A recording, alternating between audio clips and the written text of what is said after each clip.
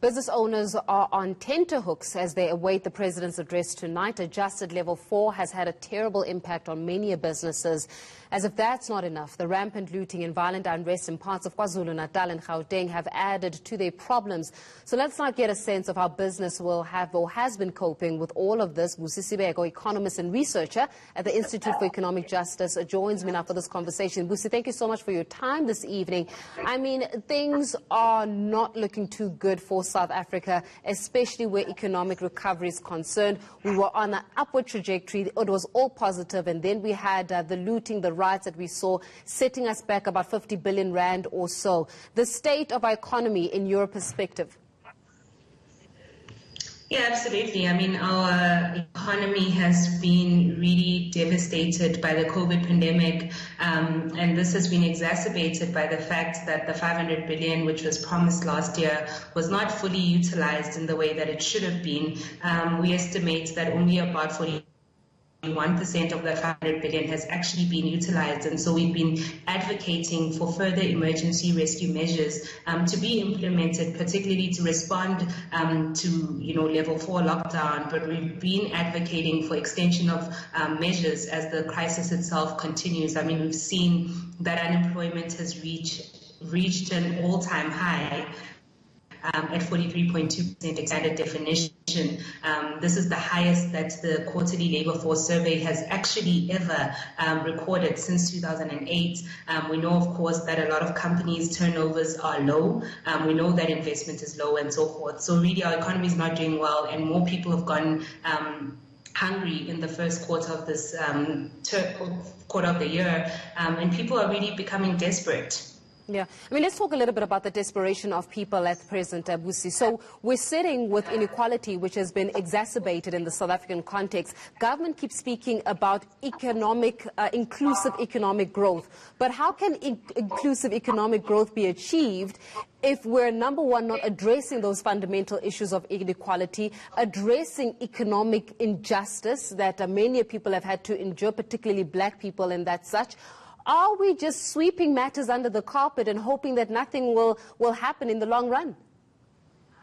Absolutely. I mean, I've argued this before to say that our current macroeconomic policy will not deliver equality. In fact, trickle-down economics has failed to work globally, and this is what we're seeing in South Africa in a almost exaggerated format, right? Because we had existing inequalities, and the macroeconomic approach we've taken since 1994 has actually reproduced those inequalities that were there to begin with. And so absolutely we need to reimagine, rethink the economic policies of our country as a whole. And of course, the current desperations are being exacerbated by the fact that we've got an austerity budget, which is reducing the amount of money that's going to be spent per South African over the next 3 years by about 1,500 rand. And in addition to that, even the national budget itself acknowledges that cuts to the compensation or the public sector wage bill will have disproportionate impacts on children in low-fee paying schools.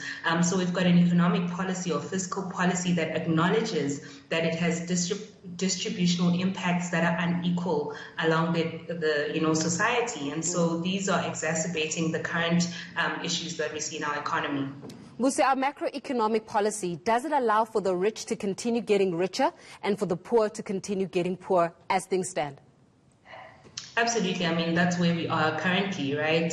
It is not an economic policy that has radically redistributed wealth and income in the ways that, our government has promised us, right? When we talk about economic liberation, we're talking about radical acts of economic policy that radically redistributes power, and fundamentally what our economic policy has failed to do is to do exactly that. And so that's where we are currently, and we're seeing this, we're living this, and this is why we've got high levels of unemployment, which is why we are seeing such low growth persistently. I mean, between 2010 and 2018, South Africa's average growth was about 1.7%, which is very lackluster. So clearly our economic policies themselves holistically have not been brilliant to begin with. And of course, COVID crisis has just exacerbated the already dire situation that we see in our economy.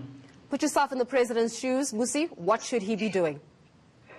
I mean, I'm hoping that tonight the president will announce an expansion of economic, socioeconomic measures, really. I mean, we've been saying for a long time that there needs to be an expansion of the special relief grants that we saw earlier last year, and it must include caregivers. And so we will not be happy if the president announces an extension without including caregivers who've been systematically excluded.